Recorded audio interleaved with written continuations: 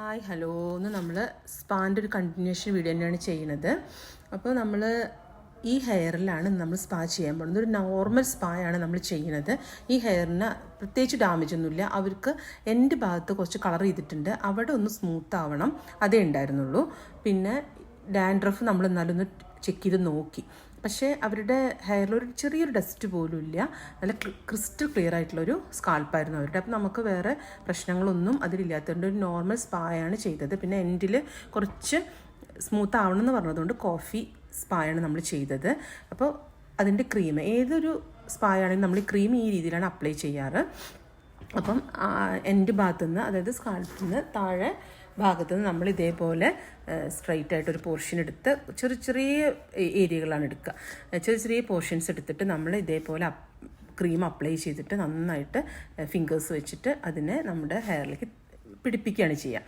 അപ്പോൾ അത് പിടിച്ചോ എന്ന് നമ്മൾ അറിയാൻ വേണ്ടിയിട്ട് നമ്മൾ എന്താ ചെയ്യുക, നമുക്ക് കുറച്ച് നേരം കഴിഞ്ഞ് കഴിഞ്ഞാൽ നമ്മുടെ ഫിംഗേഴ്സ് നല്ല സ്മൂത്ത് ഫീൽ ചെയ്യും ഹെയറിന്ന്. അപ്പോൾ നമുക്ക് മനസ്സിലാക്കാം നന്നായി നമ്മുടെ ആ ഒരു സ്പാ ഇതിൽ പിടിച്ചു കഴിഞ്ഞു എന്നുള്ളത്. ഇപ്പോൾ ഈ എൻഡിൽ വീണ്ടും അപ്ലൈ ചെയ്യുന്നത് എന്തിനാണെന്ന് വെച്ച് കഴിഞ്ഞാൽ അവരുടെ എൻഡിലാണ് അവർക്ക് കൂടുതൽ പ്രശ്നമുള്ളത്, ഒരു ഡ്രൈനസ് അവിടെയാണ് ഉള്ളത്.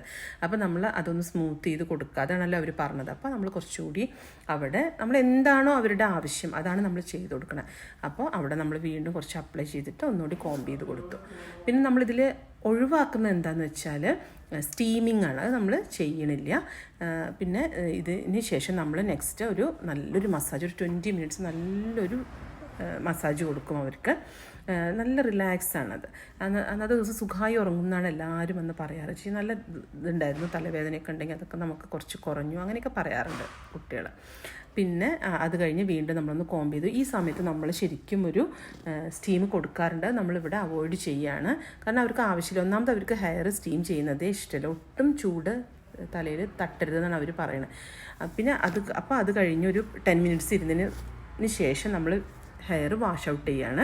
ക്രീം നന്നായിട്ട് വാഷ് ഔട്ട് ചെയ്തതിന് ശേഷം ചെറുതായിട്ടൊരു 50% ഡ്രൈ ചെയ്തിട്ട് നമ്മൾ അവർക്ക് സിറം അപ്ലൈ ചെയ്ത് കൊടുത്തു. എന്നിട്ട് നമ്മൾ ബ്ലോ ഡ്രൈ ചെയ്യുന്നതാണ്, പക്ഷെ ബ്ലോ ഡ്രൈ ചെയ്യേണ്ട, അവർക്ക് ചൂട് തീരെ പറ്റില്ല.